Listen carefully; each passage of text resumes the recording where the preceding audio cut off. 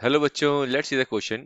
Diamagnetic substances are. तो बच्चों यहाँ पे पूछ रहा है डायमैग्नेटिक सब्सटेंस क्या होते कैसे होते हैं बेसिकली। ठीक है, यहाँ पे कुछ एक प्रॉपर्टी हमको गिवन है। तो फर्स्ट प्रॉपर्टी दे रखी है फीवली अट्रैक्टेड बाय मैग्नेट, या सेकंड दे रखा है बच्चों strongly attracted by magnet, third is feebly repelled by magnet and the fourth one is strongly repelled by a magnet. तो बच्चों आपको उसको आइडेंटिफाई करने के लिए डायमैग्नेटिक सब्सटेंस की प्रॉपर्टी पता होना चाहिए, कंडीशन क्या होती है, क्या होते हैं, ये क्लियर होना चाहिए। तो बच्चों यहाँ पे आपका जो की कंसेप्ट हो जाएगा वो हो जाएगा बच्चों आपको कि डायमैग्नेटिक सब्सटेंस क्या होते हैं, व्हाट आर डायमैग्नेटिक सब्सटेंस। तो बच्चों डायमैग्नेटिक सब्सटेंस होते हैं हमारे डायमैग्नेटिक सब्सटेंस। इनका जो बेसिकली हम बात कर सकते हैं, जो इनके एटम्स होते हैं, अगर आप मॉलिक्यूल की बात करें या फिर आप आयन की बात करें, ठीक है, इनका जो नेट डाइपोल मूवमेंट होता है बच्चों, ठीक है, जो नेट डाइपोल मूवमेंट होता है बच्चों वो जीरो होता है। ठीक है, नेट डाइपोल मूवमेंट जीरो होता है। एक तो आपको ये बेसिक कंडीशन पता होनी चाहिए बच्चों, ठीक है। और अगर हम डिस्कस करें बच्चों, तो यहाँ पर आपको एक चीज और पता होनी चाहिए बच्चों, जो इलेक्ट्रॉन्स होते हैं इनके एटम के रिवॉल्व अराउंड न्यूक्लियस, ये तो आपको बेसिक चीज बताइए।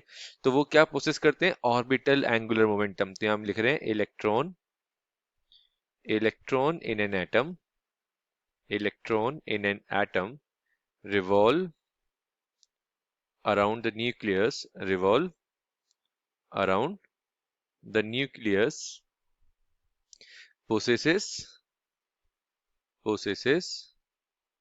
Orbital angular momentum. ठीक है, तो जिस ऑर्बिट में इलेक्ट्रॉन रिवॉल्व कर रहे हैं वो अपना एक एंगुलर मोमेंटम क्रिएट करते हैं।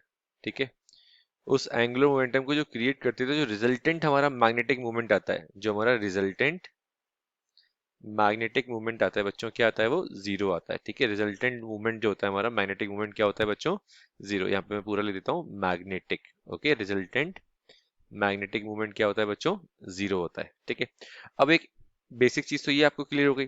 तो ऐसे सब्सटेंस जिनका नेट डाइपोल मूवमेंट जब जीरो निकल के आता है, तो इनको जब आप ऐसे सब्सटेंस को जब आप एक्सटर्नल मैग्नेटिक फील्ड में प्लेस करते हैं, तो यहाँ पे आपने एक स्ट्रॉन्ग मैग्नेटिक में प्लेस किया।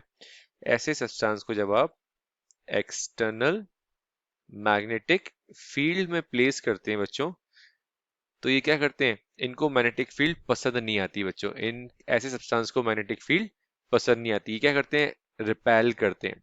ठीक है, ये क्या करते हैं बच्चों, ऐसे सब्सटेंस अगर हम एक्सटर्नल मैग्नेटिक फील्ड में प्लेस करते हैं तो ये मैग्नेटिक फील्ड को रिपेल करते हैं।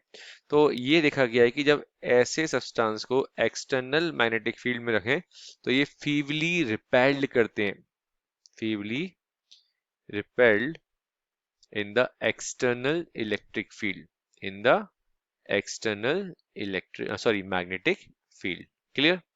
तो एक बार ऑप्शन चेक करते हैं क्या ऑप्शन आ रहा है बच्चों। तो फर्स्ट ऑप्शन बोल रहा है फीवली अट्रैक्टेड बाय मैग्नेट, तो this is the incorrect option. Second बच्चा बोल रहा है स्ट्रांगली अट्रैक्टेड बाय मैग्नेट, तो अट्रैक्ट तो बिल्कुल भी नहीं करते ये। और थर्ड बोल रहा है feebly repelled by the magnet, yes, feebly repelled by the magnet is the correct one. And strongly repelled, तो ये भी इसका प्रॉपर आंसर नहीं होगा। ये फीवली क्या करते हैं बच्चों, रिपेल करते हैं।